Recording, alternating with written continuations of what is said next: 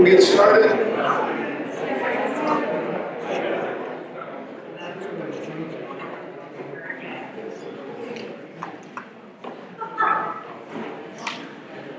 Well, good morning. What a beautiful Thursday morning. I can't thank you all enough for being here today, and we are very much looking forward to your questions, your concerns, your comments. I do want you to know too that we are recording these two sessions, and they will be put on both of our websites. In addition to that, we will also put the plan on the website so that, you know, for those that could not be here or partake, we still want you to be in the know. You know, these conversations really started off last year in the spring with how we could better work with each other and open up doors of opportunity for all of you, in addition to those businesses across this region that aren't a member of any chamber, and how we can better serve. Because quite frankly, that is our job, is to see about how we can better serve the business needs in this great community and beyond every day. So with that, the conversations has started. You'll see through the presentation the leadership teams that were formed that have been working on this from day one. And again, it was really started off on how we could collaborate and work well with others, to then let's see what possibly joining the two chambers would look like and what the benefits would be to better serve, to better be that unity as you hear in the community. One thing that this exercise has done, and it's really shown us our strengths and weaknesses from both chambers. And it's amazing how we complement one another, especially with the strengths that the Canton Regional Chamber has, really shows to be our weaknesses. And the strengths that we have tends to be their weaknesses. One thing that was very evident, small business matters. It matters immensely. That is the backbone of economic development, no matter where you go. The other thing that really was evident is a family atmosphere and keeping those engaged, because this is your chamber, this is your community. We want to know how we can better, again, serve you and help you grow and be more successful. So please, open your eyes and ears, look, take your handouts, get on the website. Again, I can only offer myself to you every time I see you.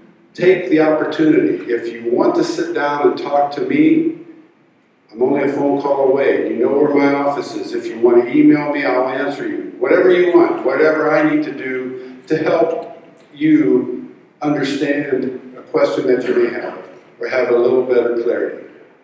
Okay, at this time, I'll let Denny, you want to say a few things? Again, thank you for being here. Good morning, everyone. First of all, I want to thank Stephen. Stephen and I did start talking about this last spring, and I really appreciate his leadership as we have moved through this process. You know, Stephen had mentioned that perhaps this morning you have an opportunity to ask questions, pose situations, concerns. But I want to ask you to do one more thing this morning, because I think this is an extremely important day in our community. I'm going to ask you to put on your thinking caps. I'm going to ask you to put on your vision glasses, because we have an opportunity in our community to move forward. We have an opportunity to put down parochial lines. We have an opportunity to lead, to come together. And right now in our community, we have some wonderful opportunities. Hall of Fame Village is one. However, we also have some rather scary scenarios. Recently, the repository reported that for the first time, the county had population loss. That's frightening. We went from 7th to 8th largest county in the state of Ohio. That has a devastating effect as we move forward. We can't, as leaders, we cannot accept status quo. We have to think differently today. We have to think collectively. And I want to thank the leadership of the Jackson-Belton Chamber and of the Canton Regional Chamber for showing the type of leadership to come together and talk. What a wonderful world that you can talk in, and pass ideas back and forth, and scenarios, to see where we can come to collectively. So I want to thank each and every one of you this morning for attending, putting on your vision caps, asking questions, and considering how we can best move our business community forward, which will help move our entire community forward. Thank you very much for being here today. David? Good morning, everybody. My name is Dave Ramey, and I've been sort of the moderator of these discussions. I've got a consulting practice called Strategic Leadership Associates, and we work throughout the state and the country in helping organizations look at their future. These discussions began formally back in October with equal representatives from both chambers to talk about the potentials for merging and joining forces and what some of the issues were. And it's taken us this 6-month period really to come up with a full plan, to vet the issues, to answer the questions as we understood them. And that plan will be presented to you this morning. So we have a few things that we want to accomplish today. The most important thing we want to accomplish is be sure that any question that you may have about the proposed merger is vetted and discussed. And if for some reason you don't have a chance to get that answer here this morning, I will certainly have people stay around to try to do that after our adjournment. And also we have a little exit survey for you to give us some of those questions as well, so that we can be sure we understand the perception of members of both chambers as to what's being proposed going forward. The first thing we'll do today is we'll have a presentation of the merger plan, the highlights of the merger plan. And that presentation is going to roughly parallel, we have a little something called an executive summary of the merger, which I think is 3 pages. And those are I think those are the essential elements, the critical pieces that people typically ask about in a merger plan like this. So that executive summary should help you. We also have a PowerPoint. After the meeting, if you'd like more information, the PowerPoint is available. And there's a full plan document that's probably 30 pages that also has just umpteen details. But there's nothing new in that document that's not here. There's a budget forecast and a couple of things like that. But I think the essential elements are here. After the presentation, which will be made by Dane from the Jackson-Belton Chamber and Brian Belton from the Canton Chamber, then we're going to have a little discussion at the tables, and we usually find that that helps sort of generate the critical questions. So I may ask you for about 10 or 15 minutes or more than that. Just at your tables, discuss the positives and the negatives. Then we're going to have a Q&A session where we kind of open the floor and take questions from everybody. Then the last thing we're asking you to do is there is a little exit survey, right? So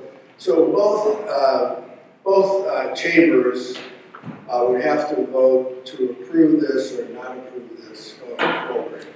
So we're still in the discussion phase. We're still in the, what do we need to change?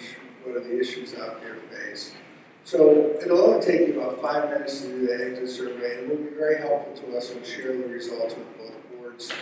It will help them see what the questions are from their respective members are. So we may be asking you to give us 5 minutes on that little exit survey to answer those 4 questions, to help us better understand your priorities and what's important to you. I think this has been, from my perspective, a very engaging, good faith dialogue, working through some easy issues where everybody thinks this is good for business going forward, and working through some challenging issues where people just say, this is better for us or not as good for us, and we have to work those things through. So I think what you have today is a pretty transparent representation of all the things that have been discussed. Going forward, we hope to lay those out for you as simply as we can, because at the end it shouldn't be that complicated, right? It should be pretty easy to digest. Does it make sense or not make sense? So just bear with us throughout the process. We've done work about an hour and a half in total. Again, thanks for coming. We are back at 3:30. We're not going to do it yet. But everything's also going to be available on the website. So PowerPoint, full plan, discussion this morning. So again, the goal is transparency, engagement, and really the biggest goal is what's in the best interest of the members and the business community. So, Dave? Thank you, Dave. I'm not sure if it uses. Can everybody hear me? No. If you can't hear me? No. Okay. I'll use this then. No, but here, thank you. You're welcome. Good morning. First of all, I'd like to thank all of you for coming out today. I truly appreciate it. This, as we mentioned at the annual dinner, this is your opportunity to come out and hear the presentation, give us your concerns, your issues. We want to work through that. So today's presentation, I want to make sure it's informal. So if you have a question, please do not hesitate as we work through the slides. We want to make sure that we address those. We'll take some notes, and if we need to have, at the end, like David said, discussions around the table, we'll make sure that we get questions and answers addressed. So those who are maybe taking notes, some highlights as we work through the presentation, as far as an outline, items that we want to make sure we address. As we work through this process, talking to many, many members of the chamber, there was some common themes as we were working through the study to make sure that we addressed in the presentation and as far as our members. And one of the items, again, there's about 5 or 6 points. I just want to go through them real quick and then we'll start the presentation. But one of them was to maintain a geographical footprint. And that means both the physical presence as well as events. You know, we have a lot of events in our Jackson Township, and we want to make sure we maintain those. Another one was to have a voice, to maintain a voice. So what does that mean? And we'll work through the slides, but we want to make sure we have a voice at the table. Obviously, benefits and programs and services that we have, that we offer, that we certainly don't want to lose. The name of the organization, and of course, membership fees and dues. Obviously, you know, fees and dues are very important, and we'll work through that as well. In fact, it should be our last slide. So, with that, we'll go ahead and start the presentation. And then certainly, again, if you have any questions, don't hesitate to interrupt me. And again, we have representatives here from both Canton Chamber and Jackson Chamber, and many of my board of directors are here, which I certainly appreciate. And that if I don't have an answer to the question, between all of us, we could probably discuss it and work through it. So please don't hesitate to ask. And I apologize if my throat, I don't know if there's any allergy sufferers out there, but the tree pollen is alive and well, and I've been suffering, so excuse me. All right. So first off, as Steve had indicated, that there were representatives from both chambers as far as leadership. We had the executive committee on the Jackson Dalton side, and we had a number of, say, outside community leaders and past chairs. As you can see the list. So that's the Jackson Dalton Chamber of Commerce, and certainly I appreciate all their efforts and time. As Dave and Steve and Denny had indicated, we've been working through this and meeting on a regular basis and many hours, so certainly appreciate their efforts. On the Canton side, you can see that the executive directors, or the executive directors of the committee there, the list of their leadership.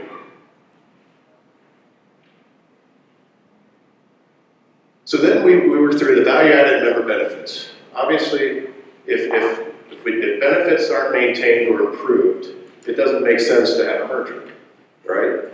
So one of the things is that we look at the organization and said, we're stronger to be united, and then we're going to be able to provide more programs, more services to the members, and then increase the impact on our community and the broader surroundings. Obviously, we look at not just Jackson, not just Canton, break down those barriers, looking at the broader sense of the county and even regional.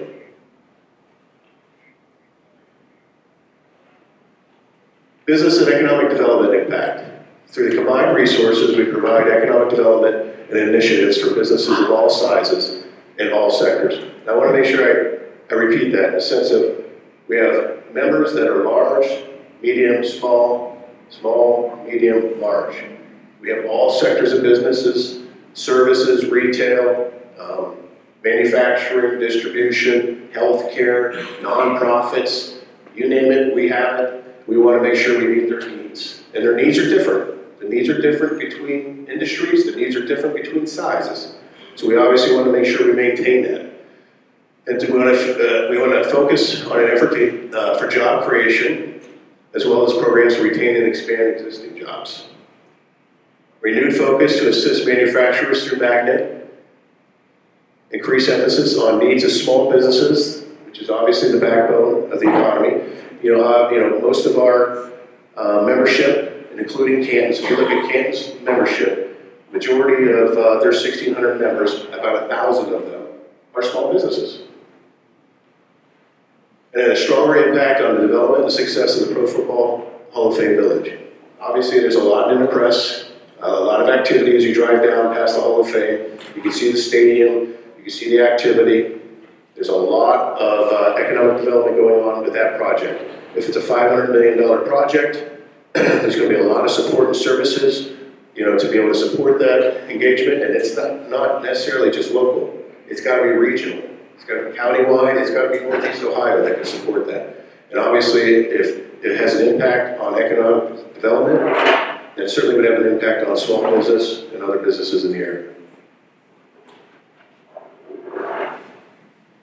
Member services and programs.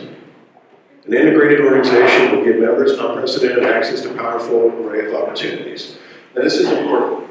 This is where, again, it doesn't make sense to merge two organizations if we're going to lose benefits, we're going to lose programs. It wouldn't make sense. If I felt that, and the board of directors felt that we were going to lose benefits and services and programs to our members, I would tell you right now, I wouldn't vote for it. I would stop. It doesn't make sense, and it's not strategic in nature if we're to cut programs and services. So it's important to enhance those. We want to be able to grow. We want to be able to provide the best services and opportunities and programs to our members. Excuse me. So we want to improve the existing programs. So whatever services and programs that you presently are enjoying and participating in and engaged in, we want to make sure we maintain those and enhance them, improve them. Increase access to dedicated young professional program. Everything we've heard and learned, obviously the future is very important. The young professionals are very important and vital to our community. For a long time we've heard that a lot of our youth are fleeing. They don't stay in the area. We need them to stay, we need them to be engaged, we need them to work and play in our community. So we need to have opportunities, we need to have services and programs for leadership training, and obviously for careers and opportunities to stay. Dedicated satellite office in Jackson Township. This is where I mentioned that first bullet point, or the first item. Maintain a geographical footprint. That means a physical presence, an office located in Jackson, just as you enjoy today.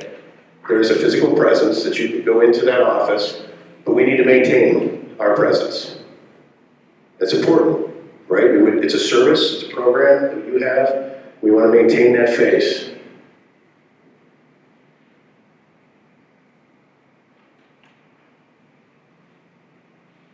Small business impact. Our members will enjoy the most robust small business programming in the region. Now again, when I said the geographical footprint, that not only is a physical presence, but it's also events. Tip clubs. How many of you out there are involved in tip clubs? Good, good.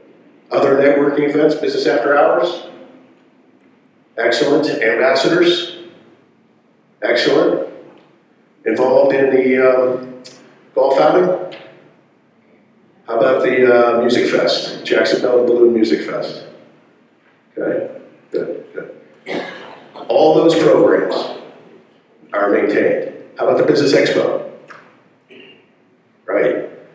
Those are services and benefits of programs that would be maintained geographically in Jackson Township. That's important. We wouldn't want to lose that. It's vital to the growth of a combined chamber. It's vital for the growth of the organization. So all those events are important to be able to be maintained, to be able to grow, and have opportunities. We need all of you who raised your hands out there to continue to be engaged and be in the process of those events. So as we indicated, continue the monthly networking programs, ribbon cutting, business after hours, the tip clubs, the ambassadors. And one interesting aspect, and we presently at Jackson Bell do not have the resources to be able to even offer some of these programs. But one of them for small business, and for growth, is the Small Business Growth Network that has been started at the Canton Chamber. And it's a partnership with SCORE, where it's a one-stop resource where small business can reach out and get some help and some consulting in the sense of networking, business opportunities, growth, and help their businesses as a whole. That's important. It's a program that we don't presently have. We can't offer that. But through a combined merger, combined organization, it's another program that can enhance small business and allow you the opportunities for growth.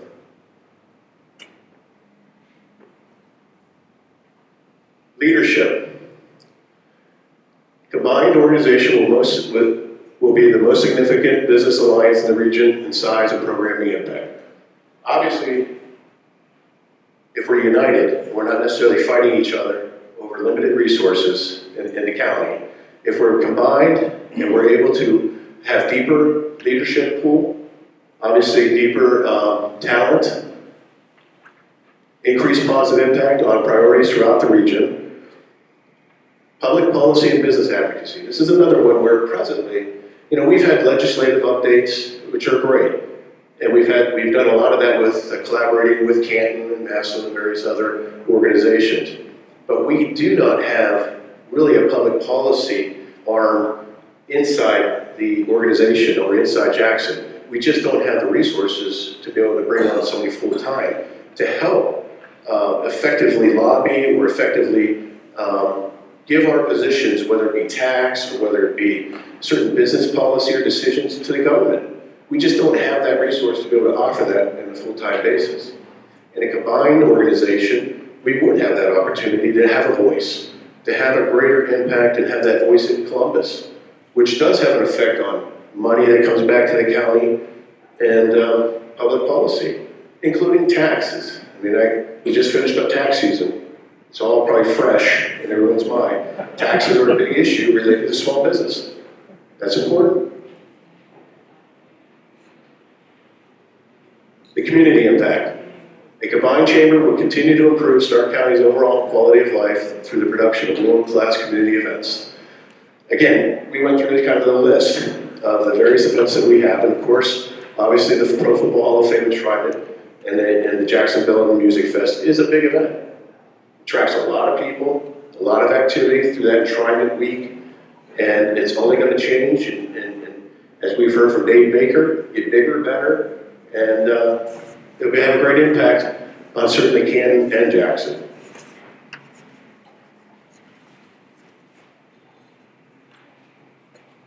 As we worked through the study, there was a number of goals. We'll go through them. But again, if you have questions at the end or even during, don't hesitate to raise your hand. But as we went through the study, there was a number of goals that we wanted to work through, and we'll go through them. Strategic goal A was to advance the unified regional economic development. Again, this is where, a unified member organization is stronger than two organizations competing for the same dollars, same resources out there. Excuse me. We have the regional development and collaboration with other partners, and this is where I indicated to before. We have manufacturing, we have healthcare, nonprofits, education. We have all sectors of industry, all sectors of businesses, small, medium, and large. We have members that cross over everything, and we need to make sure that we meet their needs, and unified, I think, will create a better organization to have an impact on economic development. Strategic goal B, help employers and education institutions to strengthen workforce readiness. This was a big one. As we were talking to members, this is through informal meetings, through board meetings, getting feedback, and a lot of you may know I'm in public accounting, and one of my issues with a lot of my clients are they cannot find the right employees. They cannot find the right trained employees. They can't find sometimes employees to show up on time, whether it be the right training. It's important that we partnership with our educational institutions in the region to be able to develop these, especially the young, to develop the young workforce. And that doesn't mean just manufacturing and distribution. You know, a lot of you may be thinking, well, that doesn't affect me.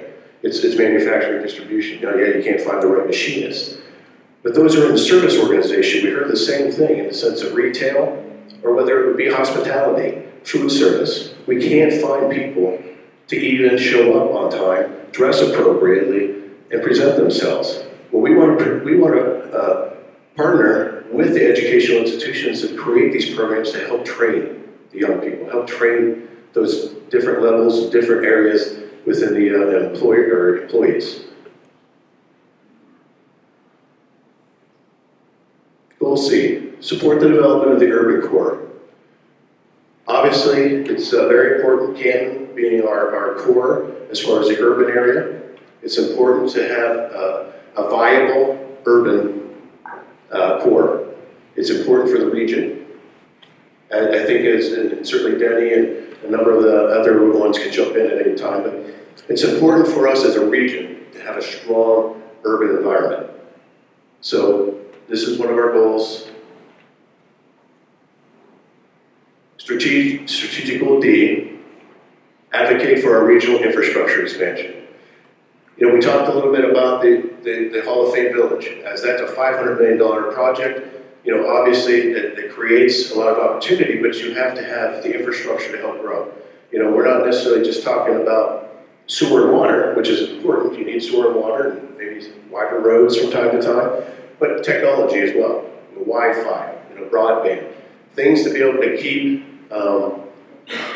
businesses and small businesses and others to be able to grow and to be able to attract and retain the talent that they need, whether it be, again, small, medium, or large businesses. Goal E, we kind of touched base on this already, but it's the public policy advocacy. Again, to have that voice, to have a larger, a stronger organization with more members, to be able to have a voice at the table, to be able to have that voice down in Columbus, to be able to be heard on many, many issues, and also on advocacy, and be able to, in essence, even some money, in the sense of how it comes back to the county.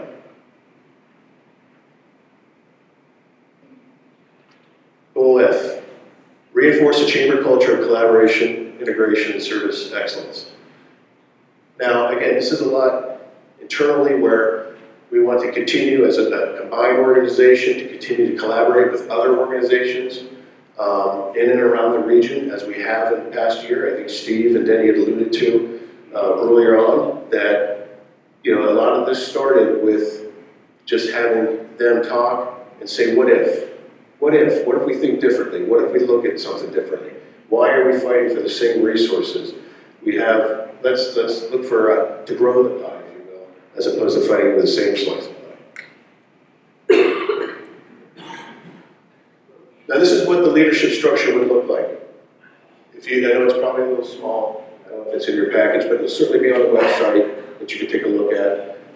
But obviously the board of directors, the president and CEO, then you have the VP for public policy, the chief operating officer / chief financial officer. Then you have the VP for community events and sponsorships, and the VP for economic development. And of course, then there's directors underneath as well for the finance, accounting, public relations, small business development. That's it. Again, I stress that where you see the director of membership and then small business development network.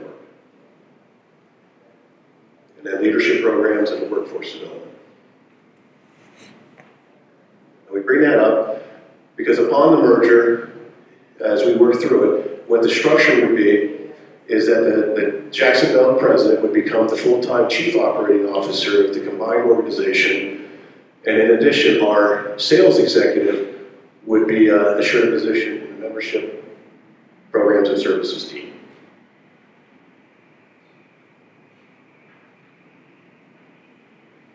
And that's right, we only really have 2 employees at this point. We don't have many. Obviously, we ran very lean. We have a part-time receptionist that works with us as well. Board and committees. Now, this is what's important, and what I asked earlier about who was involved and who was engaged on various events, boards, committees within the organization. Upon the merger, Jacksonville and Canton, the board of directors will merge, and they will expand from 30 members to 36 members. They have a general board and an executive committee board. So they're expanding. This is expanding from 30 members to 36. And this is important because this is where I mentioned earlier in the beginning, having a voice. Having a voice at the table. What does that mean? You need to have a voice at the board of directors levels, and you need to have a voice at the executive committee level. The general board is a public policy board, and then the leadership and management of the organization runs through the executive committee. It's important to have a voice at each one of those tables.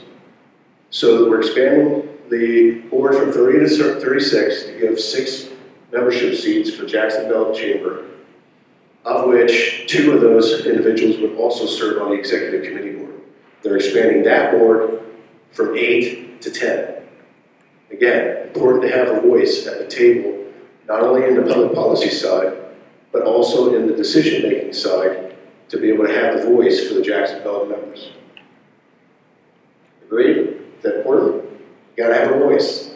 And this is what we did to help make sure we have that voice.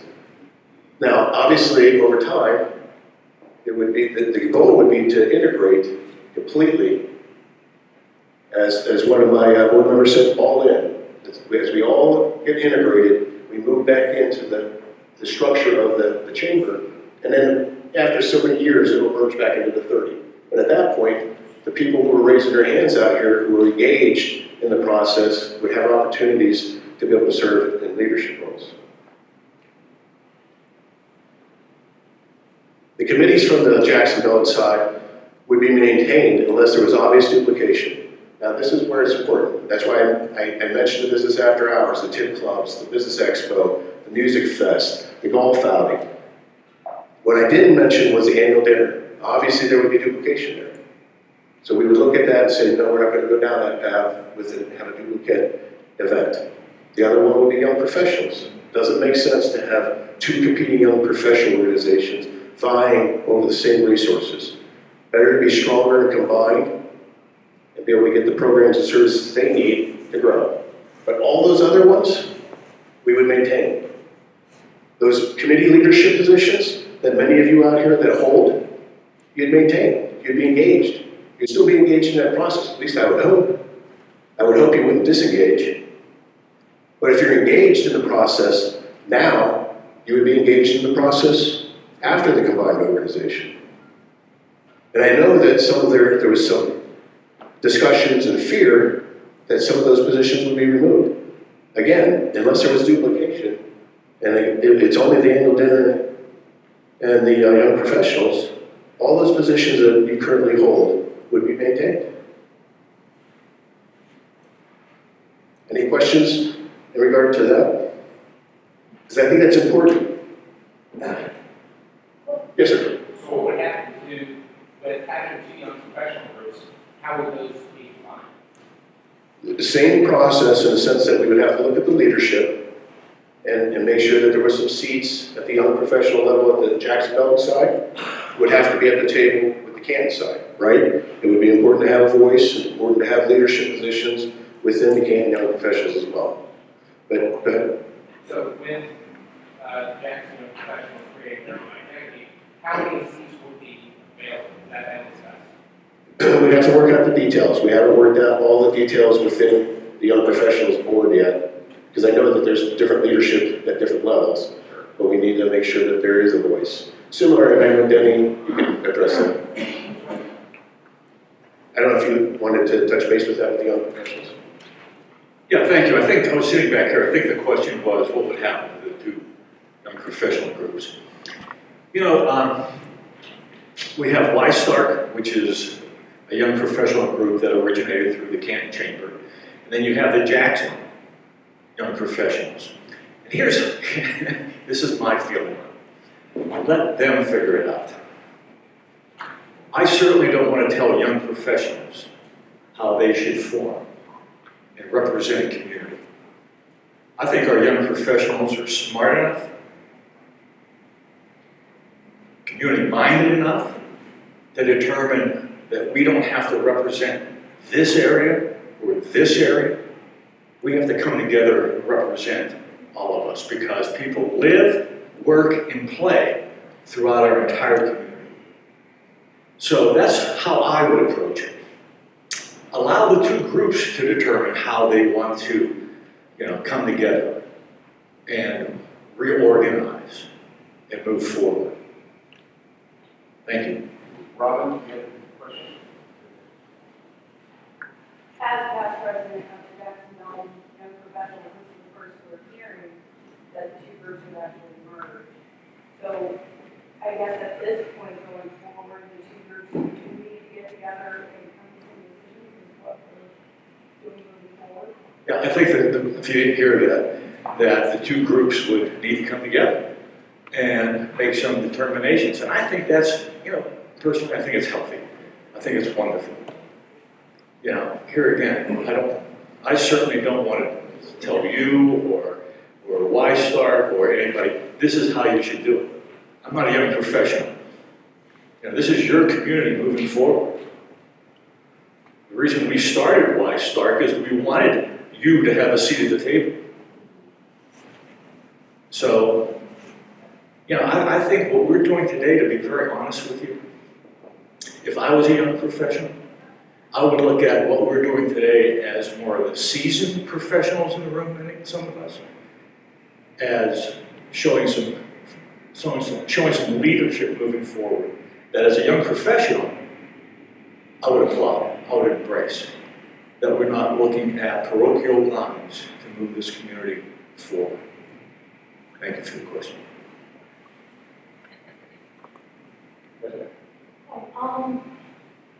Quick Connect and Fast Break Records. Are those going to be joint ventures?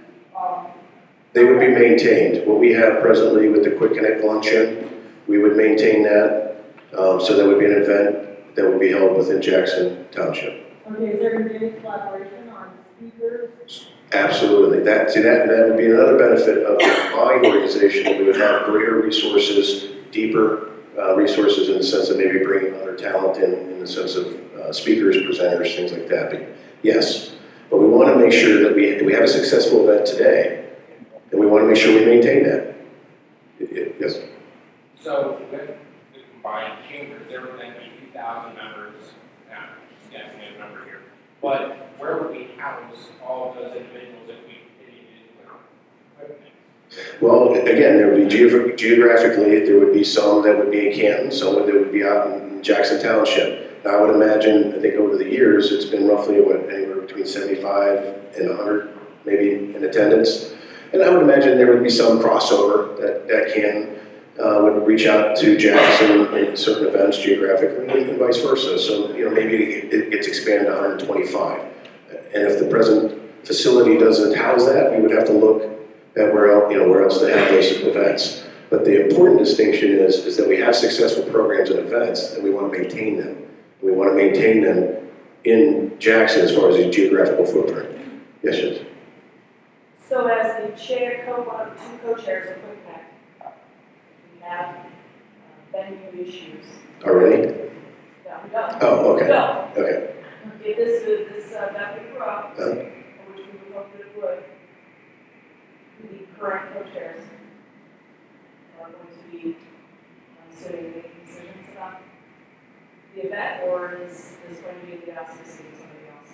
Well, similar to what you do now, as you work with the chamber in the sense of some of those decisions, and where, you know, obviously, the two co-chairs have full-time jobs as well, right? So we do need support from the administrative help in the sense of the chambers.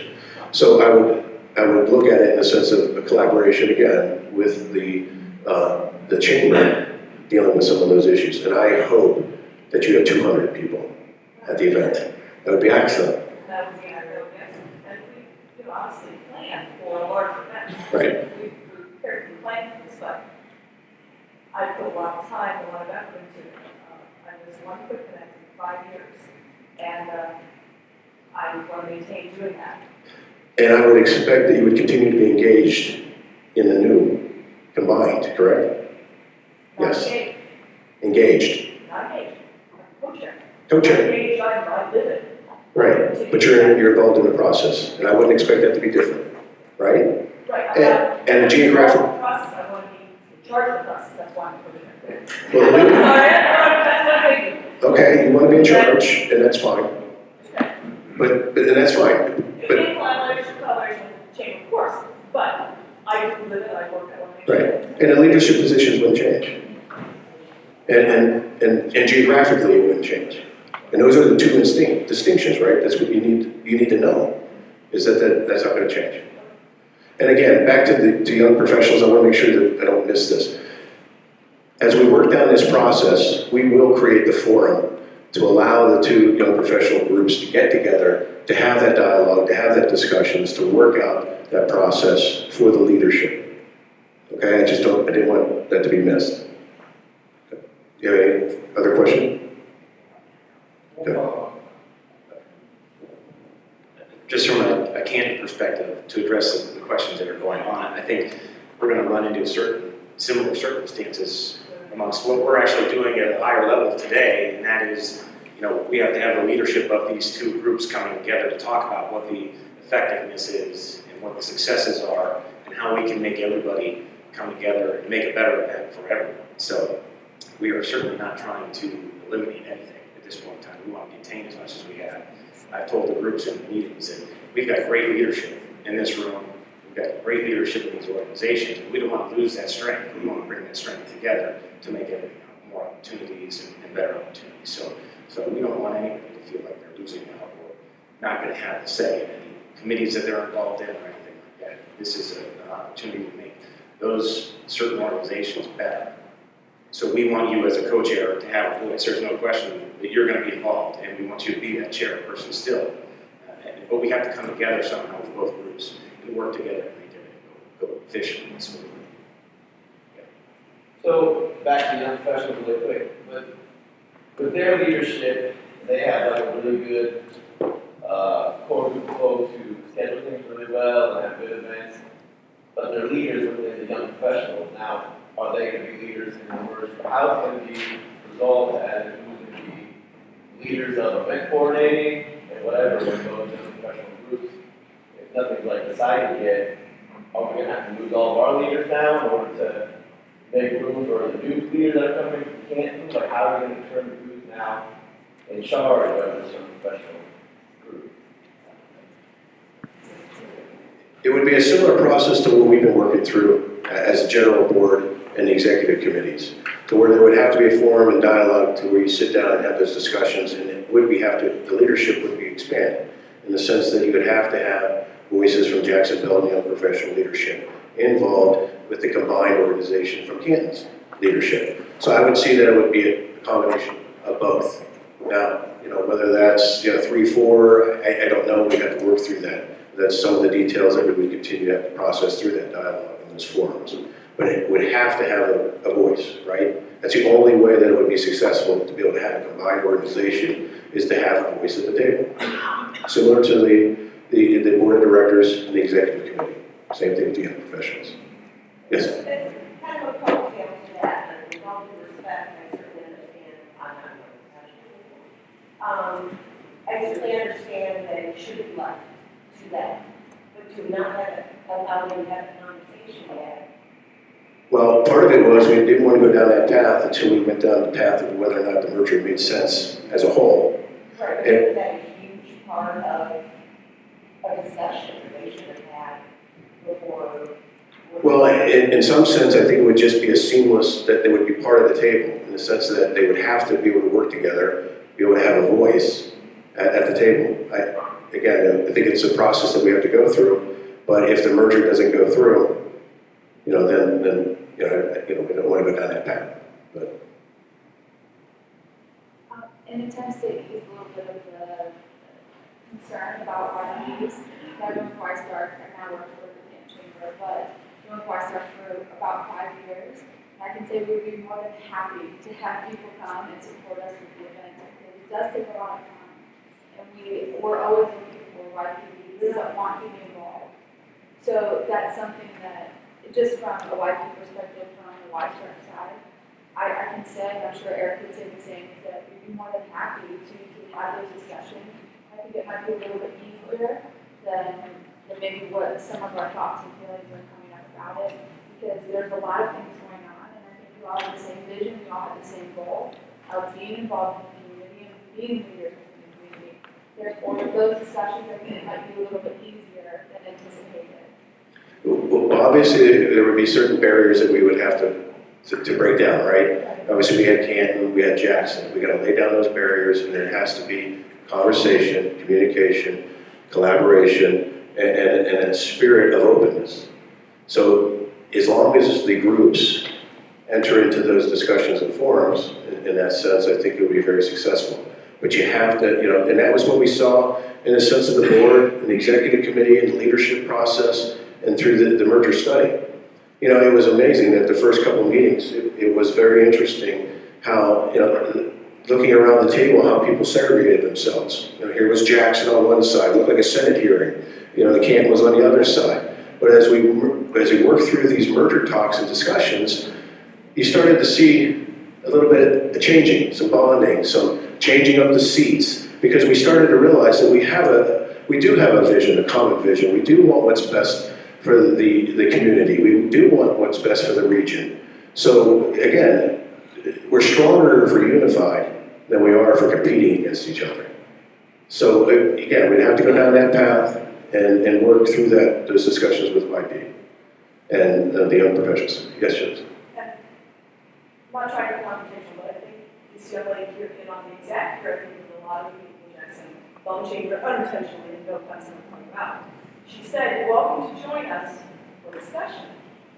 We're merging. This is one organization, not a big one taking over a little one. I think that's the fear of a lot of the Jacksonville Chamber members, because this chamber is very heavily volunteer driven. Before I was involved in Jackson, I was involved in Canton.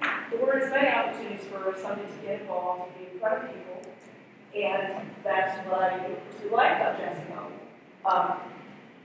But I think that a lot of people who are very vested time-wise and volunteer-wise in the Jacksonville Chamber, they do that through providing a ton of time for committees. So sometimes I'll admit to the detriment of my job, because I'm doing my non-paid job during the day. We won't tell Todd. Todd knows he's guilty of the same, because he's guilty of the same. It's a tireless volunteer. So you can understand that some of the Jacksonville Chamber members, myself included, we don't have a fear of change, we have a fear of getting lost. Getting lost in a big organization, because it's different, number one, but number two, exactly the mentality of, there's a big one taking over one line. Okay, now let me say it this way. If we know what the problem is, we can deal with it, right? And would you agree that if we have a combined organization and we're the same organization, we failed, right? It has to be different. We have to evolve. We have to grow. And not grow just in size, grow in thought, thinking outside the box, thinking what's best for the community. Not individuals, but what's best for the organization.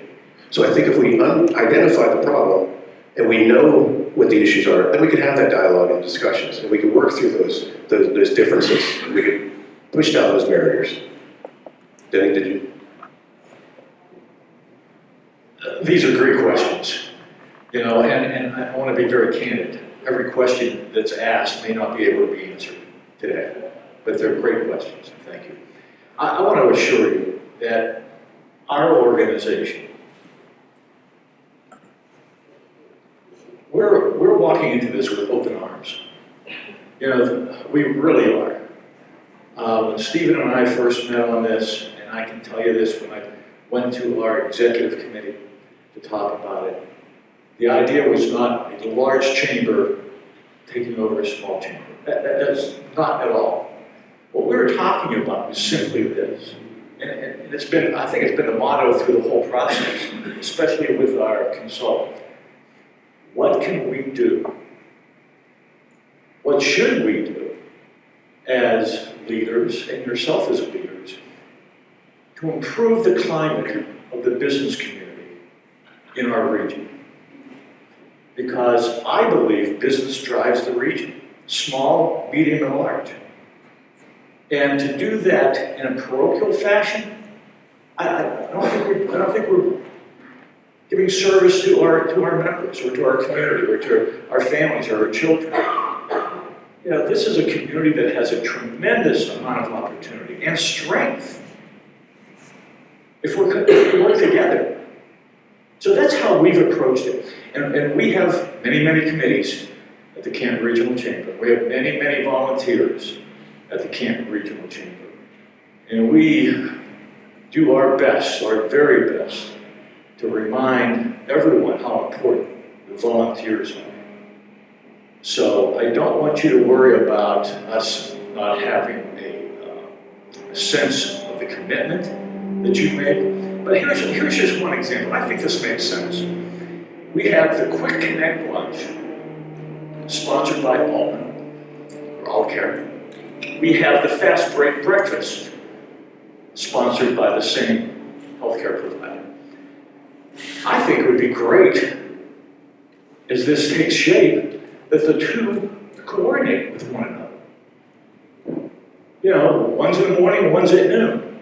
How does one complement the other? With speakers, with strategy. That's how I think that's how collectively we move forward in a greater capacity than what we're able to do right now. You know, the other thing I think we have to remember, it may have been mentioned, of our 1,600 members and your 800 members, 300 members are duplicate. And so we're taking that into consideration also. Are we making it easy for those 300 businesses? Or are we making it more difficult? So, volunteers are extremely important. We have no grand design of swallowing you up and look forward.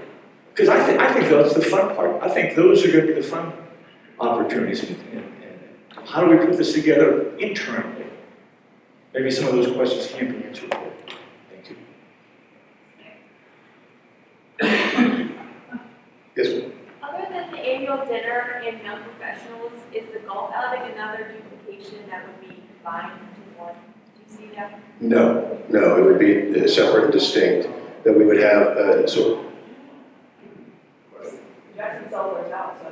yeah, but there would be two separate. I mean, again, in order to make sure we service the members and organizations, it would be tough to have one golf outing, to have your sellout, our sellout. It would be tough to have it at one. So, you know, again, we need to be able to have that in geographical areas and certainly be able to meet the members. So no, that was not one of them that would be duplicated. Yes, ma'am. I'm not sure if this is the appropriate time, but I will bring this up as far as concerns for the members, and I'm speaking only for myself. Looking over the mission statement for Jackson, mission of the Jackson Valley Chamber of Commerce is to promote integrity, good faith, just and equitable principles in business, to foster, protect, and advance the commercial, mercantile, industrial, professional, social, and civic interests of Jackson Township and its citizens. The Canton Chamber mission, Canton Regional Chamber, is to lead the region in business and community development through collaboration and innovation. Jackson Valley mission gives me a very secure feeling as a small business owner and a person. the mission statement of the canton is very business. I mean, it's you know, increased membership, large business. I want to know, looking at these two, what I think are very different mission statements, how you are going to combine those to make all of us feel a little more at ease as to what the mission of the combined chambers really is. And are we going to lose the Jackson Delta that they have a family, very family-oriented community? And that's something that I would hate to see lost. And a lot of that is displayed in how leadership, you know, deals with members at events and, you know, different things that go on.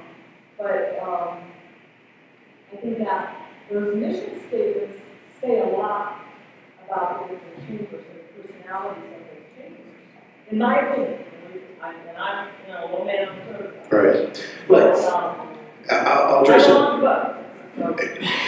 Likewise, we belong to probably 4 or 5 of them, but let me say it this way, and then I'll certainly open it up to some of my other representatives here. Steve had alluded to in the beginning that going through this process, we recognized that we had strengths and we had weaknesses. And so too with Canton, that they had strengths and they had weaknesses. And one of the things that we did identify was that feeling of closeness or community and our family, as you had indicated. A lot of that is, you're right, we don't want to lose that spirit. We don't want to lose that process. And we need to take the good of both organizations and merge them in together into the combined to make it better. As I indicated a few minutes ago, if we were the same organization post the merger, we failed. We need to be different. We need to think differently. We need to act differently. And part of that is that spirit of community. Furthermore, that spirit of community wasn't developed by necessarily the leadership. The leadership may create the environment, but the community or the sense of community was created by you and Danny, Shalise, and all those other ones out there who were engaged in the process. And I would trust that you'd still be involved, still be engaged, still be part of the solution, and still be part of the community in creating that. But I agree, we have to be different, and we have to look at taking the best from both and making it into a new. Is that fair? And well, I hope that would be expressed through a new mission statement. Hold on one second.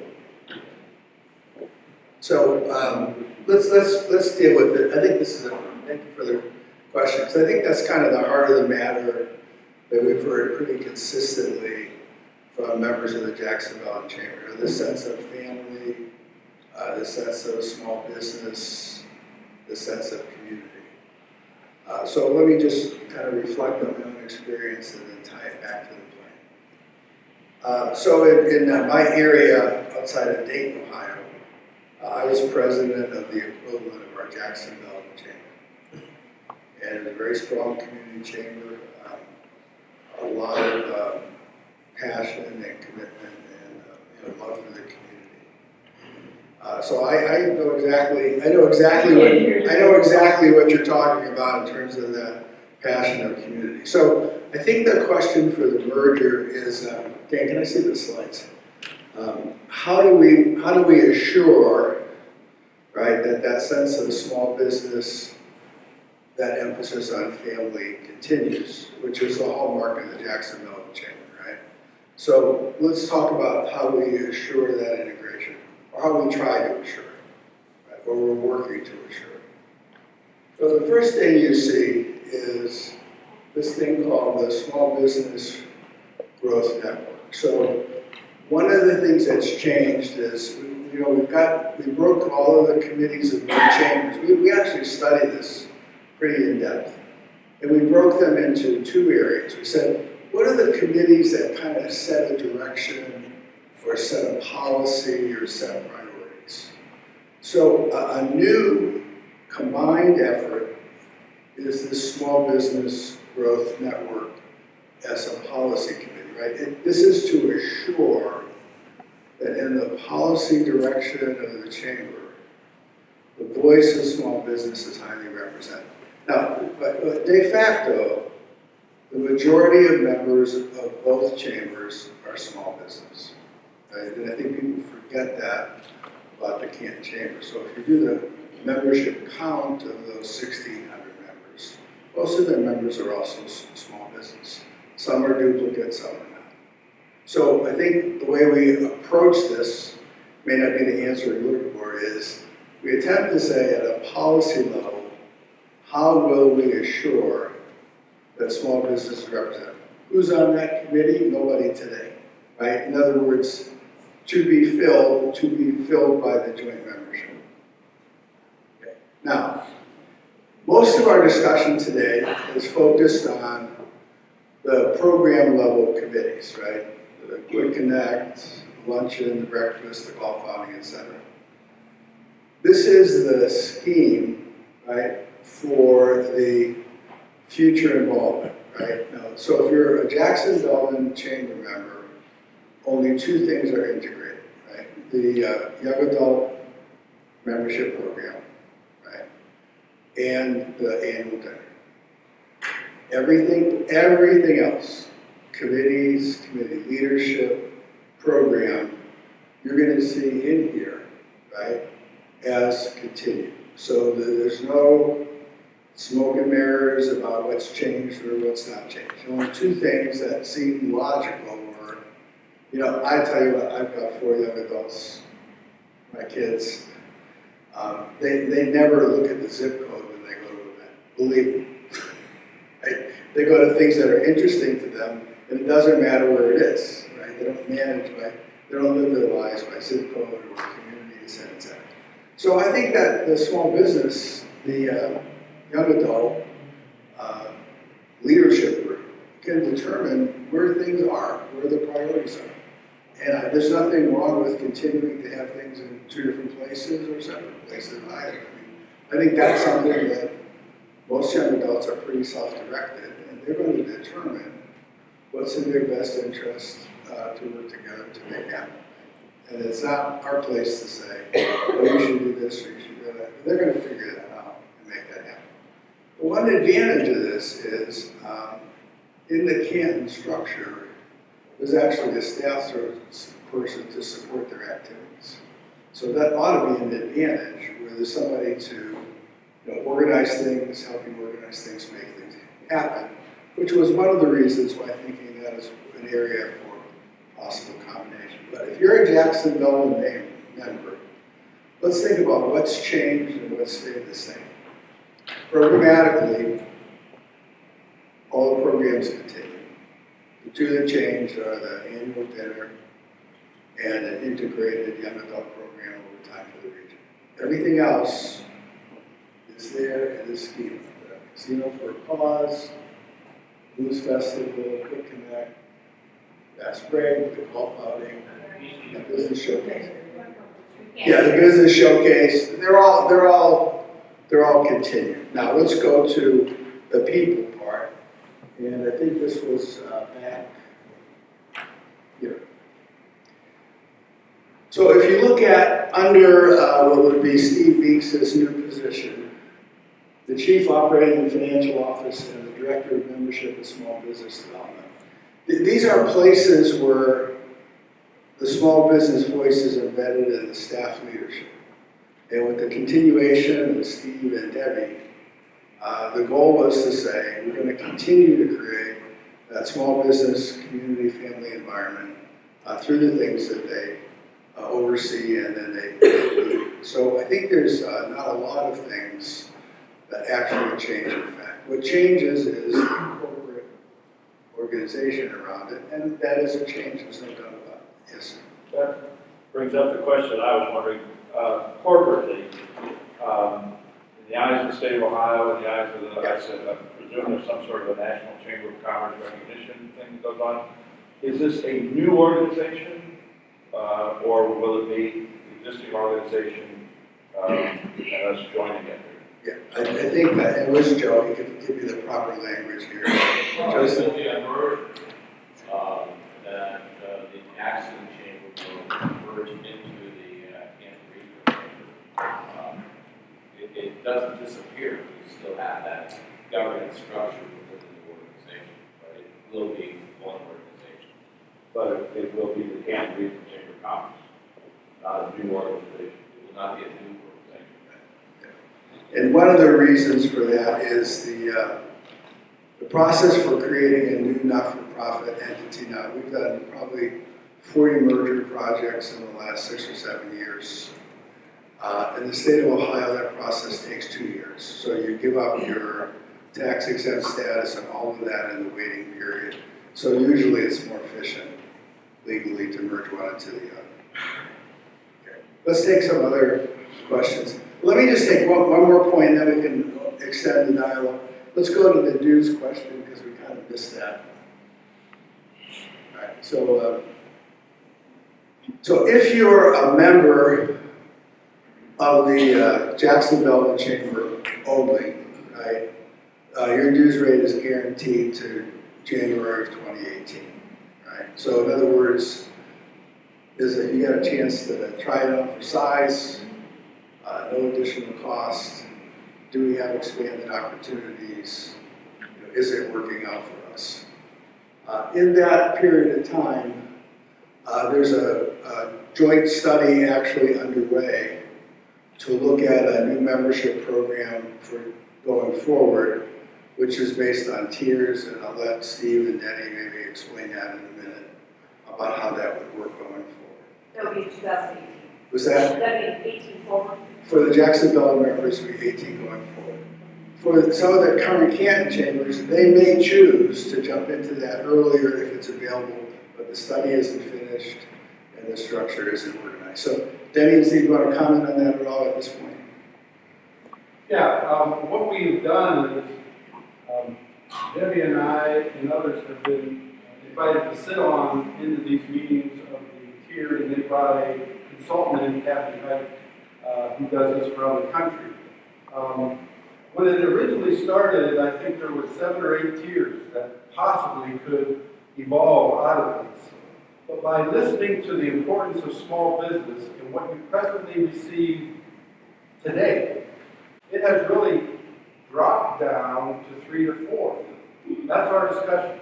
And the 4th tier may be a kind of a customized tier for a large business that wants it all inclusive. If I write you a check today for $30,000, we'll say, I'm just throwing that out there. Wouldn't that be nice? I want that to include our membership. I want that to include our sponsorship and what do we get with that. But these are things that are evolving. But I got to tell you, with the conversations that I've heard in these committee meetings from small business folks that are involved, the ears are open because they are truly listening to the needs. One thing that we want to make sure, number one, Tier 1, let's just say Tier 1 may look like, for a small business person, the fear was, I'm losing what I have presently today. And for me to be able to participate in the things that matter to me as a small business person, I've got to pay more. You can take that right off the table because that's not happening. We understand and we desperately need you to continue to be involved because, again, I can't say it enough. You have to live it, and you do every day at the Jackson Belton Chamber. We are a family. That has to be contagious with the Canton Regional Chamber. And it doesn't matter what I say or when I say it. You have to believe it. And because of my responsibility moving forward in this new structure, if this so chooses, and with Debbie coming on as part of the team, that's my responsibility to make sure this happens. But what I'm looking out for all of you to do is help me make it better. Because we know what works. We know how to get people involved. What I've heard this morning is more about your ownership. You've taken ownership of our chamber. That's wonderful. You have pride. That's wonderful. That doesn't mean that the Canton Chamber doesn't have the same thing. We are more engaged on a day-to-day, more personal on a day-to-day. We want that to continue. There is so many other opportunities that are in front of you with the Canton Regional Chamber that we just have to educate ourselves on what fits for us. What interests do we have? But believe you me, if I felt as much as I care about this community, as much as I care about business and helping others, it isn't about me. It's about all of you, how I can better serve you, like I said at the beginning. How can I do that? By offering you more opportunity. It's up to you to do with that opportunity as you so choose. What also is my responsibility is making sure you have more things at your fingertips at a cost-effective manner for me, so that it can help you grow. Because if we stay in our comfort zone, in our bubble, talking to the same people, you grow stagnant. That's not healthy for anyone. But again, the dialogue, back and forth, we're not always going to agree. It's okay to disagree. It's okay to try to find a medium, the gray area. But if we don't talk, how are we ever going to know? I've offered myself, I continue to offer myself to each and every one of you and anybody else who wants to talk about the facts. I'll talk about the facts. I won't give my interpretation of what the facts are. They are what they are. This process has, like I said, shown us the strengths and the weaknesses. The number one strength that the Jackson Bell Chamber has is all of you. And we will never forget that. And we need that to continue to move forward. Especially our young professionals. So if I'm a member of the Jackson Valley Chamber, the overwhelming majority of the committees and activities and priorities continue at the same rate through 2018, and to the beginning of 2018, excuse me. And there's also these other opportunities to get involved in, from networking and programming, et cetera, without additional cost, right? So let me just finish the fees thing, and then we'll come back to the questions. Do we have any people here who are members of both chambers? Okay, so if you're a member of both chambers, this is how it works. This is the baseline floor today, right? The lowest tier membership of Jackson Belden is 200. For Canton is 295. You'll actually be credited your dues, $100 in dues upon a merger for the rest of 2016. And then you'll assume the Canton Chamber. So some of you, those in this category, the 300, will actually go from 2 dues to 1 dues structure going forward. Okay, so that's how this can work. Any idea? Okay. All right, so that's on the dues side. Any questions on the dues? Now, I'm going to say this as a... Here's a question. Pardon? It's not about dues. All right. All right. Let me finish the dues and go there. So let me just say that, yeah, go ahead. Okay, as far as the dues are concerned, with the way it's set up with the tiers and the different price points with the tiers, now, is this all going to be planned out, set in stone, on paper, before and after the vote takes place? Before the merger takes place, I don't think it'll all be finished. Well, this is a concern because in the documents we have, it says that our Jackson membership will go through 2017 at the base tier level. Yeah.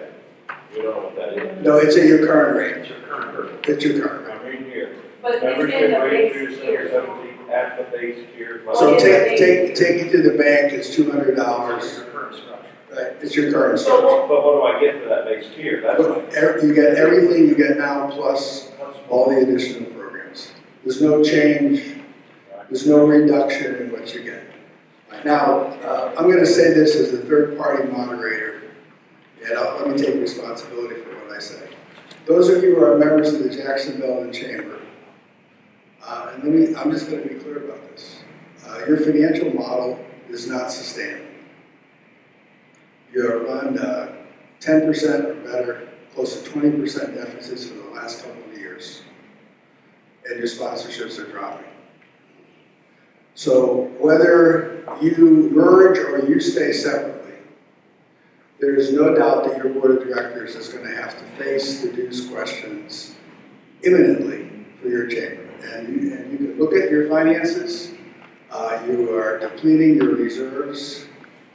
You are not in the position to sustain what you're doing at the level you're doing. So you have to ask yourselves a value proposition. That has nothing to do with the merger plan. If you stay separate, what's our dues structure going to be? You're going to face some issues on dues imminently, and I know that hasn't been talked about broadly, but it's just a fact, having studied the finances of both organizations. Okay. So any more questions on dues? Yeah. While on the tier, you said that the tiers have been discussed, starting from the recommendation I had before. Now, are they going to be tiered by benefit, or is it just money, just dues themselves? Oh, yeah. Because I will lose if it's based on any benefits. Now, all of a sudden, in 2018, I can't go to a ribbon cutting unless I pay for my stuff like that. I don't think those are the kind of benefits that are anticipated, but I'll let Denny and Steve comment. The benefits you have right now do not go away for what you're paying. Ever. Well, that was a long time,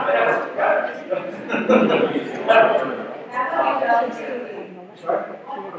Okay, so the idea of this, let me just give you, the idea of this, across the country, we're having this discussion, this is just not right. And the basic question is, how do we bring more value for what you're spending? That's really the bottom line. So, for what you're spending right now, you know what you get. That's not going away. That's staying the same. In a tier, we have not determined what the next level of tier values are. We're talking about those. But it would be up to you, because it would be new programming or some type of a larger marketing opportunity, if you want to buy that. You don't have to, but there are businesses that are in that maybe 100 to 300 employee range that may want something more than a very, very small business. And then we have that mid-market business in the community that might be a small manufacturer with maybe 300 employees that want something different than what we're having right now for the basic information. And then, thank goodness, we have these large companies because in a small business thinking, if we don't have some of these large employers, I don't have people come in and buy goods from me. That's, I think, what we really have to think about, because this is not just about how we are interacting today, it's about how do we maintain the business community we have, large and small, so that we have the people that can purchase dry cleaning, that can come into a grocery store, so on and so on. The very largest would be for companies like Timken Steel, Eagle, Keenan Advantage. When we have a host of those, that would be killer man. What do they really want to buy? In today's world, they just want to get their users. They want to know, just like you, what's the value. And our dues run on the high side, maybe $15,000 a year for an organization that drives at $295. Everybody gets one vote. Can you give one example of a difference, the benefit, the large company, I think everybody understands that. It's the difference between a small and a medium-sized business. Can you give me one example of something that a medium-sized business would want that a small business wouldn't? Okay. And this might be very basic, but I'm trying to use an analogy. Remember when the yellow pages were popular? And you could buy into the yellow pages where your company would be listed, and maybe they were listed in one location for which you paid. And it was small type. That's what I'm talking about the basics. So right now, this is an example. This is, I'm trying to give you an idea of what we're thinking. So right now, you're a member of the chamber. and you're in our bios now, and you're on our website. And let's just take those two examples. So that's part of your $295.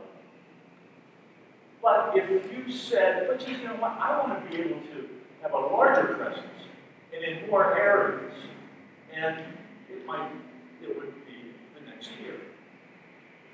But that's your decision. Would access to tippers, access to tippers is here. Got it. Got it. Okay, so, access to all this. Hey, Denny, because I think, let me echo this, because I know it's been out in the public place. As part of the working with the task force, that Brian's been on and a number of others, as they work through the tiers, the first draft did limit in the sense of saying, okay, tier one, okay, you had to pay extra for a tip club, or you had to pay extra for a business after hours.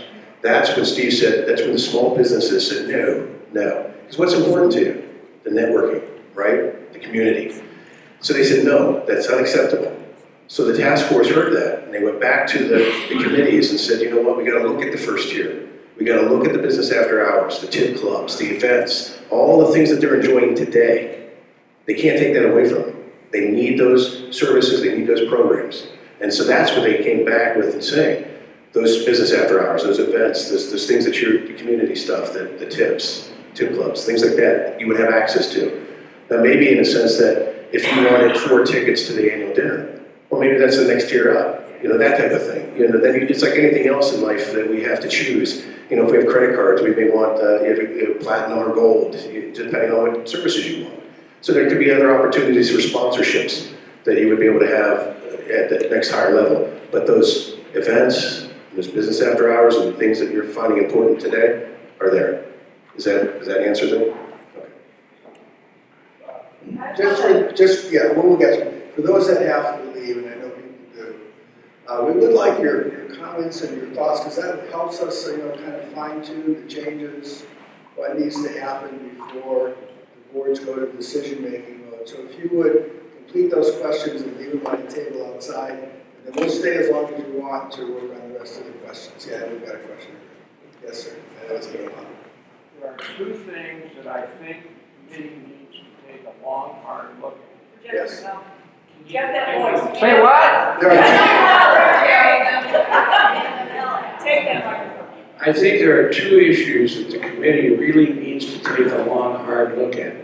The first thing is, I'm hearing today that there are a lot of questions from Jackson Chamber members that are very specific. And they're looking for very specific assurances about tip club, young professionals. And in defense of the committee, you know, maybe they're not in a position to give those specific assurances right now because the merger hasn't taken place. But somewhere along the way, that has to be addressed. You know, how does the committee deal with what they have to deal with, but at the same time, assure these people out here that their situations are going to change? The second thing I think the committee needs to look at is this. Over the past 12 years in Stark County, I've been involved with the merger of 3 local organizations into a county-wide entity. Every single one of us went into those merger talks with the greatest of intentions. Nobody's going to lose their identity. It's going to be one county-wide organization, and everybody's going to be represented. And unfortunately, in my opinion, in each of those 3 cases, despite our best efforts, the local entities have disappeared. And I think that you guys need to take a long, hard look at those 2 things to provide those assurances. Right, good observation. Just a couple of things to follow up on that. So what have we tried to assure about the local? Same programs, same people, same place. So you can take that to the bank. Same office location, same people have access to for services, staff, right? Same programs. What are the ones that we talked about? Integrated, long-term, young professionals in the region, and an annual dinner. So I think that's the, take it to the bank, it's in writing, it's in every part of the plan. Okay, let's take some other questions, and then I've got a question for you before we leave. Okay, so I am what is considered with Jackson and I am an affiliate member. D-Hop is a big member. What happens to that? Okay. That's the first question. So you're an associate member. Right. Okay. We have associate membership, which you pay $25 to be that associate member. Can't at this time, then, you offer associate? Yeah, we have the same situation, you know, and we do all. So, you know, there cannot. I mean, it's not like you want to say. Yeah. And by the way, D-Hop is an extremely critical partner for us. Not just in the residential, but in the commercial. And you know, I know this is a lot of small business representation, and that's wonderful, but I also want to make you think about what the community takes. You know, we saw that there was an exodus of businesses 15 years ago. And we partnered with D-Hop, and we bought a farm. Literally bought a farm. 150-acre business park. Got 40 businesses that are buying goods and services for their employees and they're keeping businesses here. So those are the things we do on another level. Small business is extremely important to us. Please don't ever think it's not. But so is so many other aspects of that community that we have to deal with. Just real quick, I want to make a comment about the whole membership thing as well. I'm chairing the membership study. And yeah, there's a lot of concern on those 80 people at D-Hop, trust me. We've had great messages and great studies with not only our task group that we've assigned within the chamber itself, but we've reached outside of that as well and gone to non-members, gone to every region of business that you can imagine, whether it's one employee with his own business or it's 5,000. So we've had voices from everybody in this study. I think we've got great information. We've got a very good leader throughout the whole process. So there is voice from all sides of business, no matter how small you are, no matter how big you are. So we're trying to understand that and to let everybody know we're not taking anything away from that base level tier. We're trying to decide and understand how we can enhance that opportunity for you. So what can we give you more of? What do you need more of? So that's the base level concept behind the tiering, is how can we partner with you to give you a better membership? So we are at about 4, maybe 5. We're debating right now, I guess. So we've probably got about 6 weeks to go before we finalize how things work out. But we are listening to what everybody has to say and bringing that back in and making those tiers based upon what the opinions and what the ideas are of that group. Go ahead. Okay, so just to use this as an example, because I'm kind of going to be brought in there. So we have the office there now in Jackson. Okay, so 3 years from now, 2 years from now, whatever kind of thing, you decide, and this goes together, you decide that chamber, that office is going to go away. What does the overall membership, each one of us individuals, what voice do we have in saying, no, that's not going to happen? And that's just using that as an example, that's other small issues like that. I think through the new board structure is going to help you with that. Obviously, that's going down from 30 to 36, we're 2 years. No, we're going up to 36. It may not happen in 2 years. Yeah, it may not happen in 2 years. We haven't established a timeline for that to dissipate. But I think we mentioned in the presentation that we do have overlapping board members right now, company-wise. So not only do we have shared 7 businesses between the 2 organizations, but we're adding 6 more on top of that as well. And then you also have the executive committee membership that will be increasing as well. And then the small business advisory. Right, absolutely. Well, the geographical footprint is still very important. Dane's mentioned this several times in some of these meetings. The geographical footprint is very important to Canton and to Jackson. We understand that. And we don't have any intention at this point in time, but I can see the foreseeable future to lose that footprint. By having that education. If I may too, part of that leadership team that from Jackson, we purposely had the leadership of the community. Two trustees, John Pizzino and Todd Hopper. It is important. We lead from the township. It's important that they're involved. It's important because we know how much they care. This is not just fancy wrapping. This is something that really we want it to be a full service package for all of them to better what we do every day. The number one thing I think we learned from our talks with Massey was keeping an identity. It is so important that Jackson keeps its identity. And whatever else happens in the future happens as far as other identities that need to be kept. But we hear you loud and clear. I don't know that I can ever give you a guarantee for what the future holds. But if I know as long as I'm involved, we will keep that intact.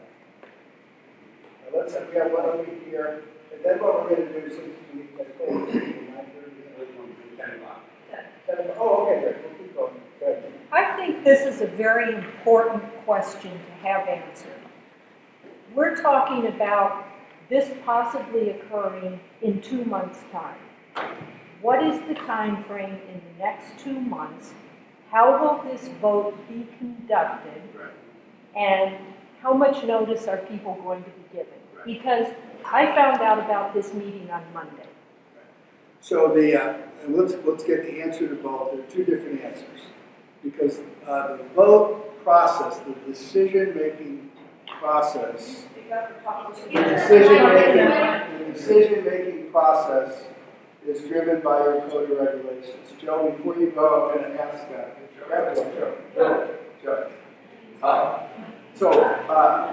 We're going to do it once for the Jackson Development Chamber and once for the Canton Chamber because the decision-making process and the timelines are different based upon your code of regulations. So, Joe, summarize the decision-making process from here for the Jackson Development Chamber. All right. Very basically, there will be a notice that will be sent out 60 days before a special meeting that is held expressly for the purpose of voting on the merger. That meeting, where there is a quorum present, either by persons personally attending or by proxy, will then present the issue for approval of the merger. There can also be further discussion at that meeting, but there will be a 60-day advance notice along with the instructions on how the proxy process works. So Jackson Development, 60-day written notice to all members of a meeting to vote. But there are only, what, 64 days left before Well, July 1st? So July 1st was just simply an arbitrary day that started in the sense of the study. So if the merger, again, we have to look at 60 days, the board of directors for Jackson Development doesn't meet until May 12th. So you're right, you put out 60 days, we're in the middle of July. So the timeline is going to shift a bit. So if the merger isn't until September 1 or October 1, it doesn't matter. The issue is to make sure we do it right, take the time to do it, get the information out to the members so they can make an informed decision on a vote. So is that fair? Does that help in the sense of the timeline? And the members of the Canton Chamber, the process is similar, but the timeline does not have to be 60 days. Well, there's two votes. Oh, absolutely, two different votes. If you're a member of both chambers, you get to vote twice. But then what sort of vote is required? Is it a 3/4 majority, a simple majority, 2/3? It is a majority. It's a majority who attend the meeting to vote who vote by proxy. So we can't hear that. It's a simple majority. It's not a super majority. It's a simple majority of those members in good standing who attend the meeting either in person or by proxy. And also, this is to the voting member of your business. We have sent out the past about 2 weeks now, 3 weeks. We ask every year when we send out renewals for your updated information, your contact information. we also sent a form out to that business to make sure that that voting member's name is the right one. Voting member, I do believe, for MCTV Is Bob. is Bob. But He has been getting the information. Or your organization has been getting it. Now, what happens when it gets there, But I as don't a know. general membership notice about this meeting, I saw it Monday. Well, we have been communicating with all of our voting members as well as membership for quite a while. So, Then he hasn't passed it along, but, I'm sorry about that, but no, again, that's not your fault. again, if But you that's should be what the I voting worry member. about with this vote, that people are extremely busy. I understand. I do understand that. You know, the first time that we came out with an update was in our January newsletter, front page, talking about the talks. The second time that it had been talked about was at our annual dinner. Dane had given a brief overview. And the process has been working along the way. I can't give you information if I don't know the information myself.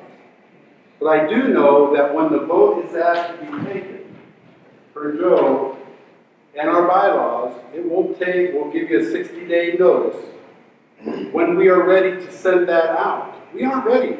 Our board hasn't voted to accept this yet. That discussion will happen May 12th. Will it be sent by email or real mail or both? The notice and the proxy type of thing, because oftentimes emails can get... A lot of times when we see emails get ignored. Right. We have sent thus far in the mail. Okay, that's... So... Yeah, I mean, I think and it's important enough that it's got to be mailed multiple. We're getting the responses back, but just like that, will we get 100% back? No, no. And that's unfortunate. So we had a question back to the gentleman back there, I'm kind of trying to go over it again. Just out of curiosity, so let's say that, some of the young professionals now, in 15 years, 20 years, whatever, we're finding that this merger hasn't been successful. Is this set in stone now to where it can never be detached at this point? Is it forever now permanent, or is it something where later on that board or whatever decide, maybe that's going to be independent? That's really a personal, but I'm just curious. Is there some kind of contractual agreement or whatever that? I mean, 15 years seems like forever, right? I think people do what makes sense to them at that point in time. There'd have to be a new organization to do it at that point. Who knows what people would think or do or decide. Okay, so you're saying there's no permanence to this, as in, there's absolutely, again, as the people who are young now, and the new members of it, when they become the senior, better members, this isn't permanently set in stone bound or anything like that. In the state of Ohio, two people in their home to decide their chamber of commerce and go through the process for 2 years with the state. But the goal would be that you would be the chair. The goal would be that you would be the chairman. And then Someone get paid now. Let's go in the order that we have to go. So, with regards to if you have dual membership, how is that going to work from a voting standpoint if, say for instance, your county members that have dual membership vote for the Jackson side and vice versa? It's two different votes. Separate votes. So we're gonna vote in two different meetings, a Jackson Development Chamber meeting and a Canton Chamber meeting. If you're a member of both, you're entitled to vote twice. The vote for the Canton Chamber is only binding on the Canton Chamber. The vote for the Jackson Development Chamber is only binding on the Jackson Development Chamber. And ultimately, the whole have to agree. Oh, absolutely. I mean, Dave, if you don't mind, you mentioned 5 things when we came in that were important. We haven't touched on number 4, which was the name. Well, I think it was sort of alluded to earlier when you had asked if the organization merged in, it's not working, that's not working. You have a refresh.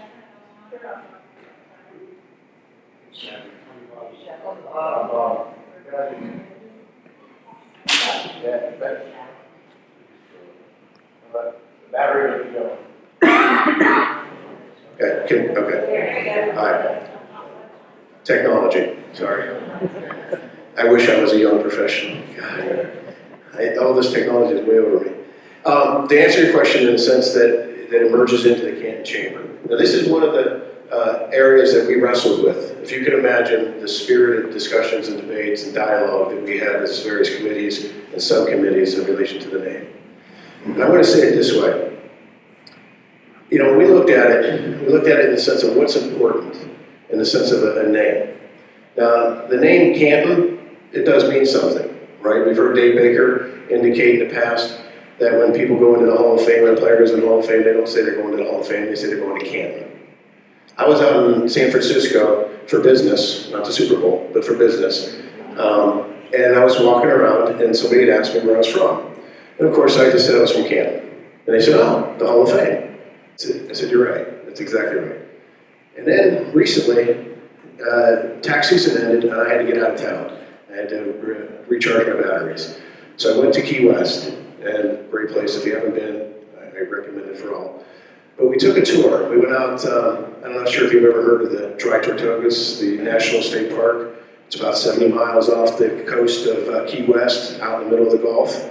Beautiful place, lots of history, old fort. But here I was walking along the mount, or the moat wall, pretty remote, and I run into a gentleman, and we start chit-chatting, we talk a little bit, and I ask him, I said, where are you from? And he says, I'm from Canton, Ohio. And I looked at him and I said, I know that area. I said, Canton, Ohio? Boy, this is strange. Two people out in the middle of nowhere, 70 miles off the coast of Key West, and he's from Canton. So once he recognized I was from Ohio, he said, well, really, I'm from Canal Fulton. And do you see it? Do you see the difference? He knew I wouldn't recognize Canal Fulton, especially if I wasn't from Ohio. But he knew I would recognize Canton. And that's important. That name does mean something, and it doesn't mean Kansas City. It means it's a region. It means something. As Dave Baker says, excellence. So we didn't want to lose that. Stark County, people don't recognize. So it made sense that we needed to have the name Canton, and that's why it was decided to stay with the Canton Regional Chamber. Now, what is the membership? What is the chamber? It's you. It's the members, regardless of the name. So you still be active, still engaged, still in leadership positions, right? Still in the community, still involved. That's how you remain your identity. You know, albeit with those other organizations, United Way and some of those others, you know, a lot of times we may be volunteers of those organizations, but we may not have leadership positions in those organizations. The difference with this organization, it's a membership-driven organization. It's driven by you. So the more you're engaged, the more you're involved, the more you are in the process, that's how you maintain your identity, that's how you maintain the community feel, and that's how you continue to be involved. So that's the way I see it. Now obviously, I can open it up and I could let my other board members, you know, Tom, I just mentioned when we discussed this issue, we also had, as Dan's pointed out before, Dick Majori from the Majori Group was with us when we talked about it, and Todd Locke with WRL was with us as well when we went through the discussion. And we just felt like there was that much vested value in the name of Canton, that it's recognized nationally, not just locally. And when we're trying to grow the region, trying to grow membership, trying to drive business, we wanted to have that identity still. It's kind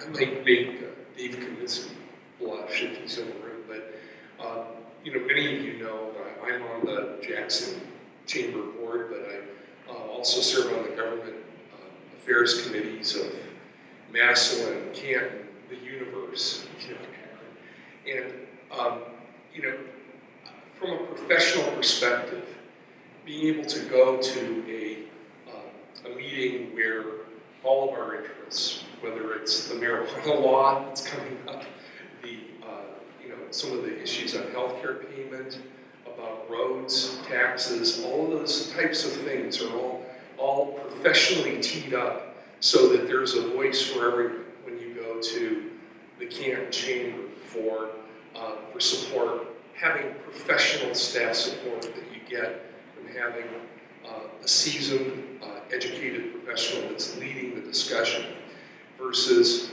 the parochial way that I might have my agenda when I did a thing over at the Jackson Health Center, or Joe Feldes did one for Attorney General DeWine, or you go to Massillon for years, it was nothing but trucking.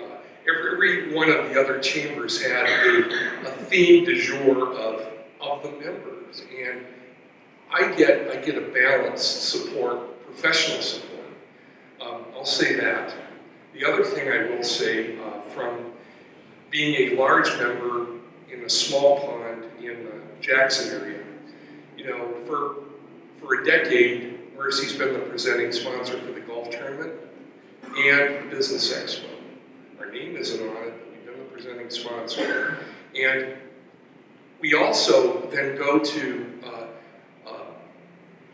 the folks from Canton will then come and meet with the hospital, much like the same thing happens with Altman, I'm sure, and some of the other big organizations.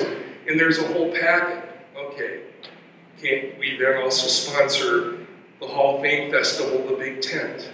We sponsor other things, the first ball. You know, there are a number of ways that we are all working together as volunteers, as a voice, and our executive team live in Jackson and West Stark.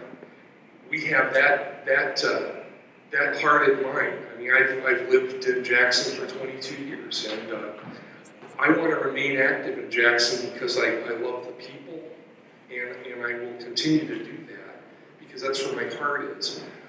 But I'm pointing out that you can still have a voice and get that value-added professional support, and I'm using it in an I statement because I get that from Dave Kaminsky, who does lead the public policy efforts, and it's been very, very helpful to all of us in my industry, both not only in Canton, and prior to that, Steve Katz on the federal level. So I just wanted to add that, but this is really hand-wringing time, and I'll also say too that being an individual who is a steward of the organization, representing my organization, you know, we've had some bad weather a couple of years with Food Festival, and that's knocked us down $30,000 or so a couple of years, and we have been we're in a slow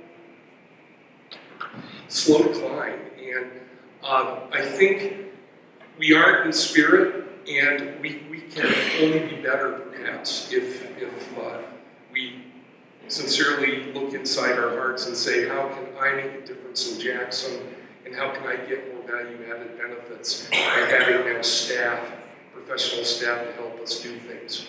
We just have 2 people left now, folks. Thanks. Thank you, Tom. Dave, I know in an effort of time. And we'll stay for anybody who has an individual question.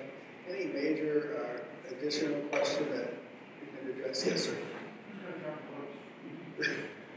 Your own chamber is responsible for doing that. I don't know who's going to count the votes. Joe, who's going to count the votes? We're working on that. Yeah, okay. To be very fair, You know, there are laws that bind each chamber on how they. Pardon me?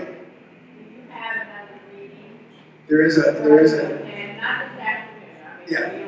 The notification you receive, if and when your board of directors decides to recommend it to the membership. So the first step is your board of directors has to decide to recommend it to the membership. You will get 60-day notice of a meeting to attend, to discuss and vote. These 2 meetings today are just informational meetings. So yes, there will be another meeting. Okay. Well, you asked me if there was another meeting. Okay, I want another meeting to discuss, town hall meeting, to discuss these events that we talked about today, and maybe some resolving some of the issues. I am all in favor of bigger is better as far as the business is concerned. I'm very happy with that. But I am concerned about me. I'm much better at small events, smaller amount of people, 100, 150.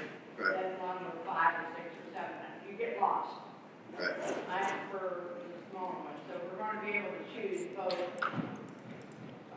Okay. Ones from Jackson and the ones. But I would like another town. Okay, so we don't have one scheduled other than today, but we'll take counsel with that with Steve and see if that's appropriate.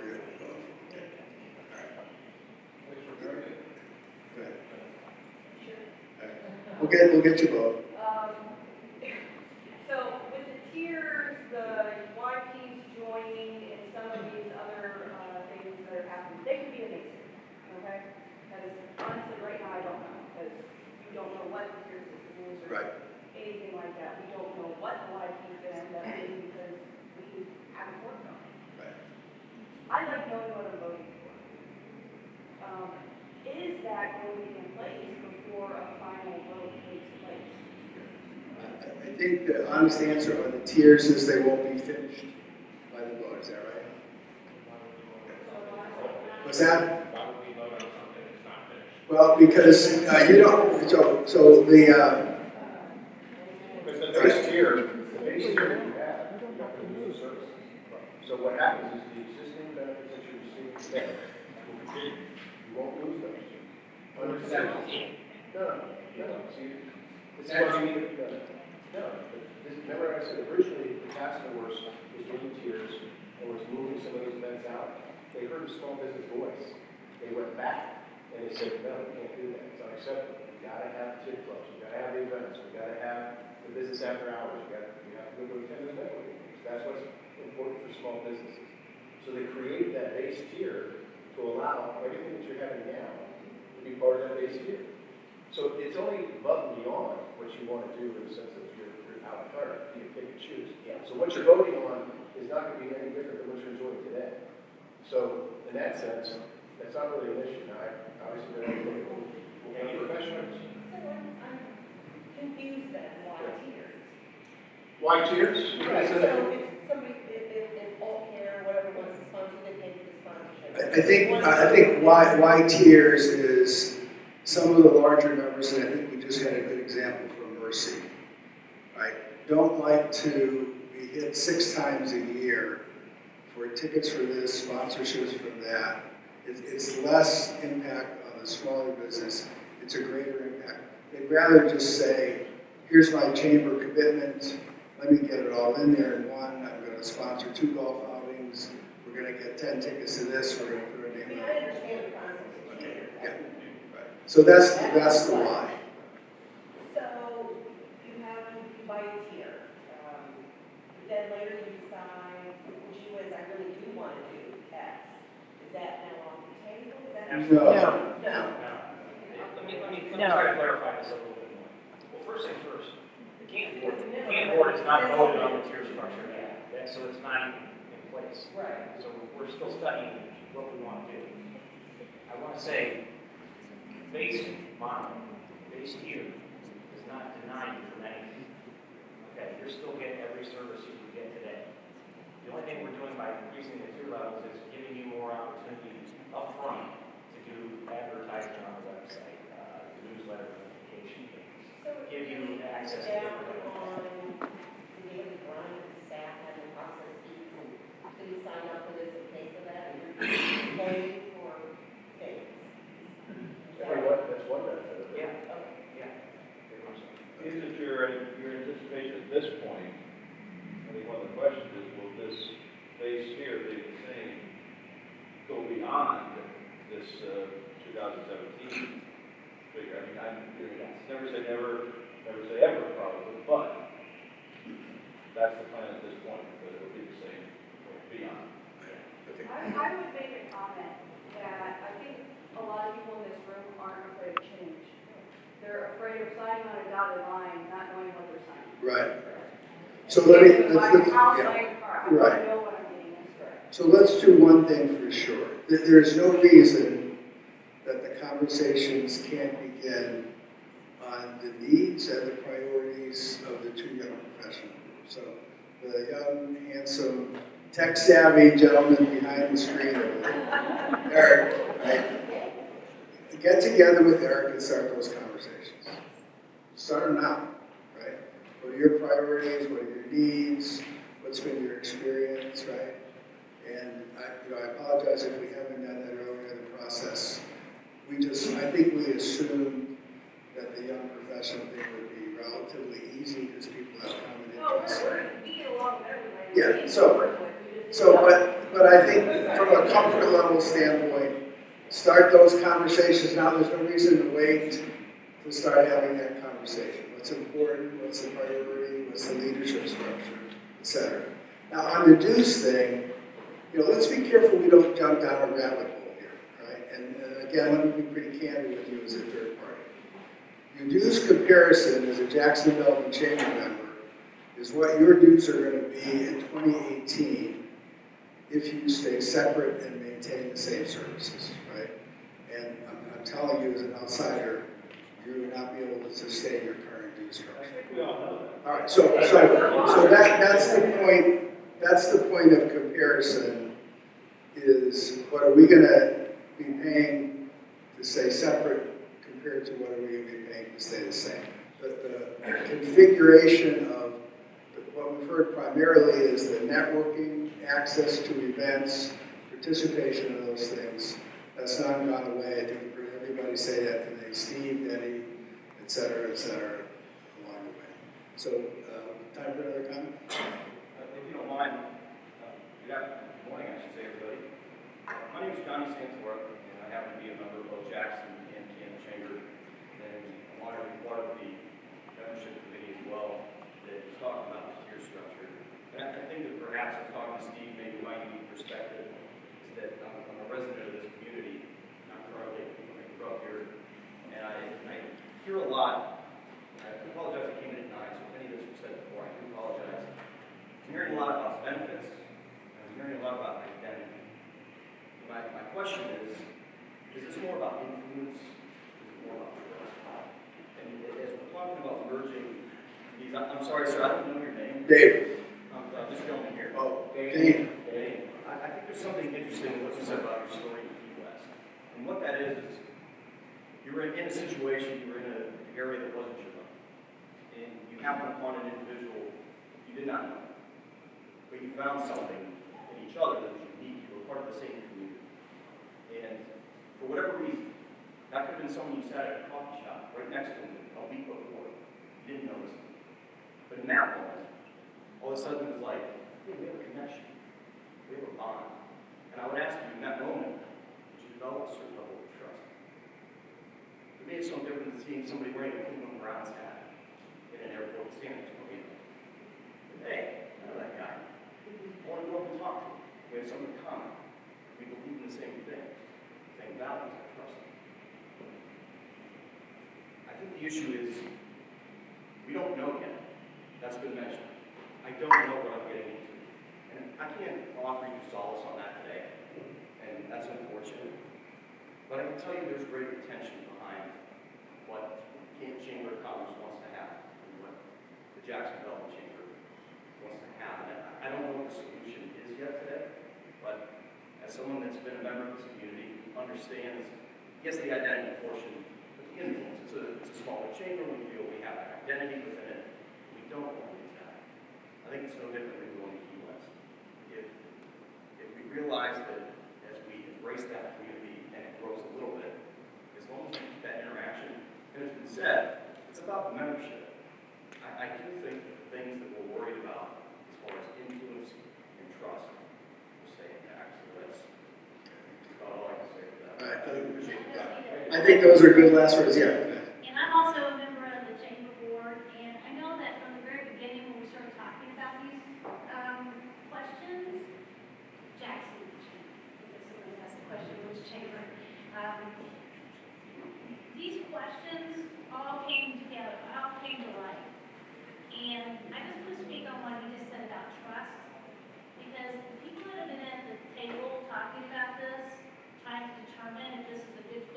good fit, always making sure that your needs and your wants are foremost at the table.